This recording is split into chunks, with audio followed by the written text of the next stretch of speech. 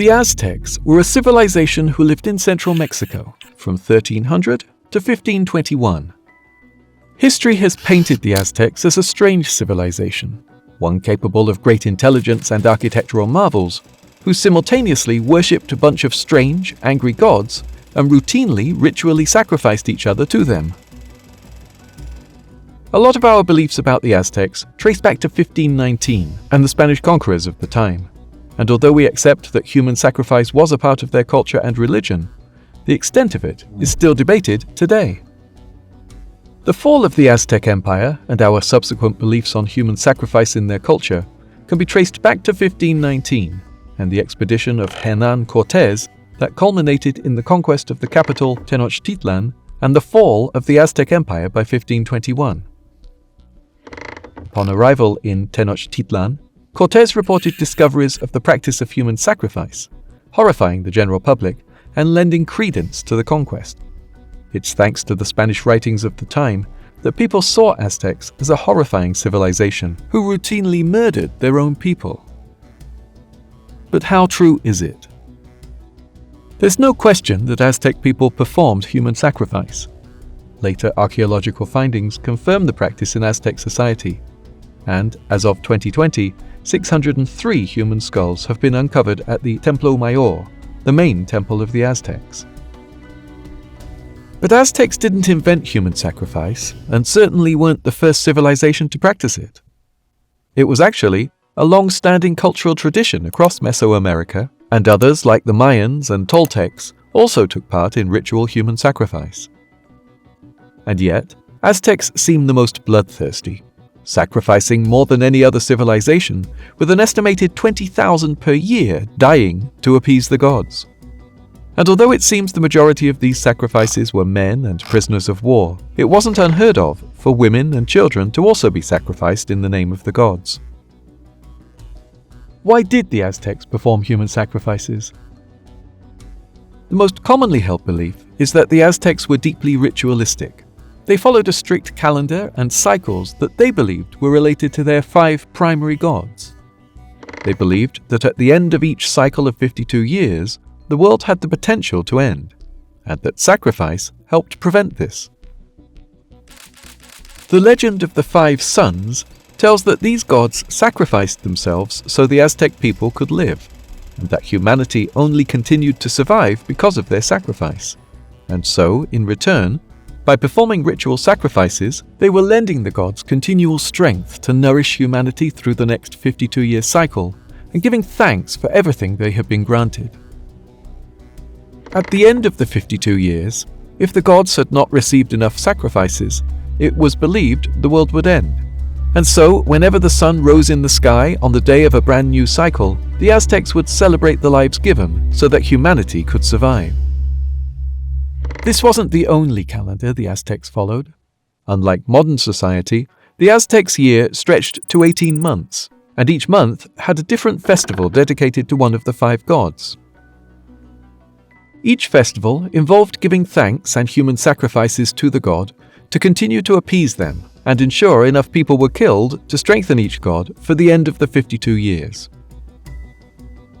Each god required a different type of sacrificial ritual, and each sound pretty horrifying.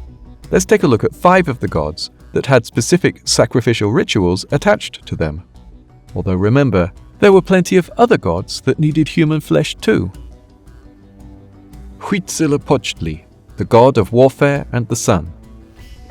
Huitzilopochtli was a manifestation of the sun and worshipped at the main temple, Templo Mayor.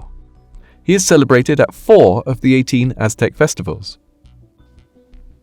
At festivals dedicated to Huitzilopochtli, the victim would be ceremoniously adorned in the god's colors and covered in blue body paint before being laid upon a sacrificial stone.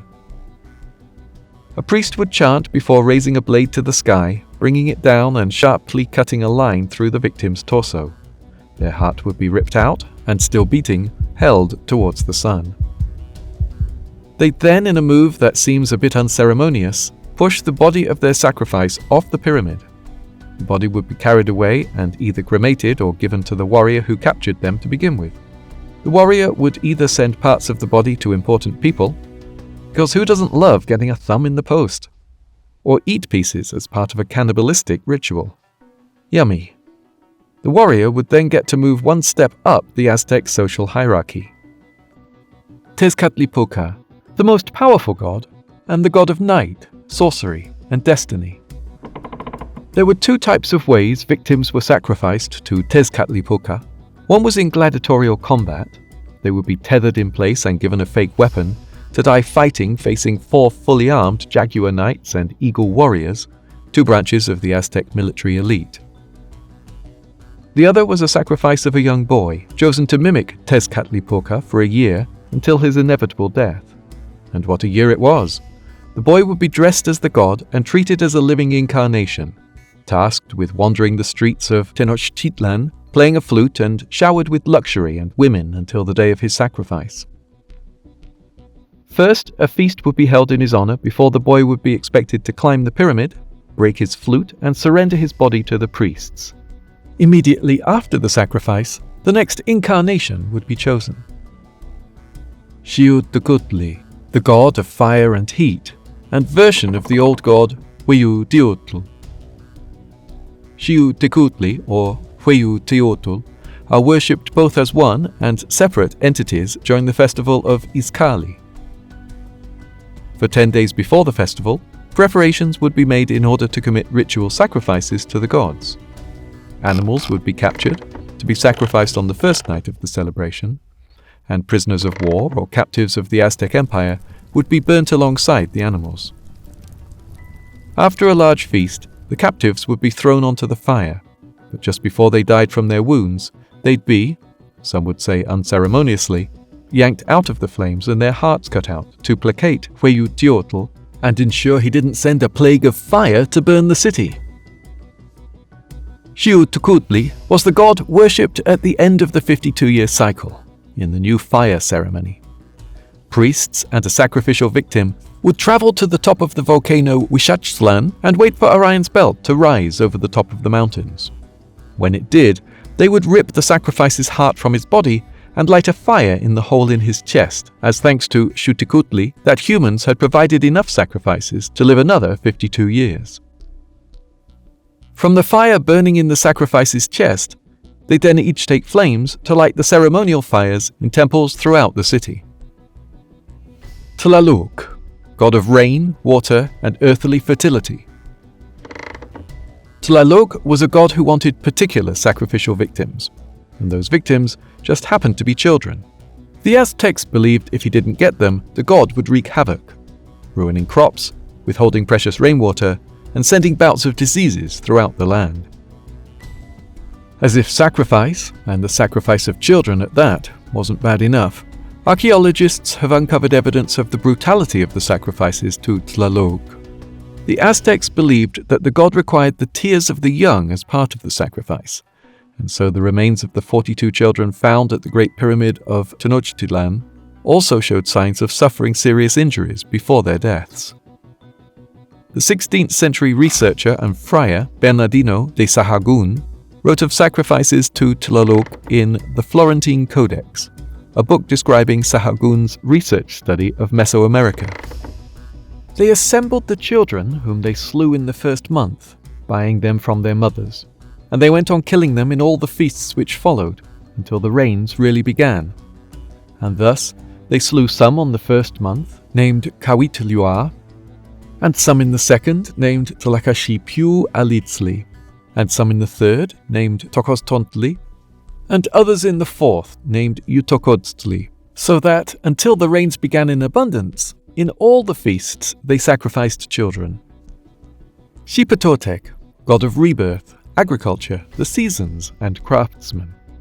Xipe Totec was also known by the name Our Lord the Flayed One, and celebrated during the festival of Xiuhtecuhtli. One sacrifice was chosen for each of the 40 days preceding the festival, and for that time got to act, live, and dress as the god, enjoying similar luxuries to the young man who was chosen for Tezcatlipoca. But at the end of the 40 days, the sacrifices would be taken to Xipe Totec's temple, where a Texas Chainsaw Massacre-esque ritual would play out. Their skin would be flayed from their bodies and given to others to wear as a disturbing skin suit.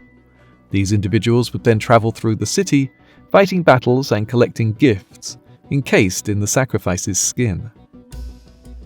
The sacrifices, who are still alive at this point, would then have their hearts removed before their bodies were dismembered for ritualistic eating. Have you enjoyed this breakdown of Aztec human sacrifice? Don't forget to like and subscribe quickly before you're sacrificed to the sun god.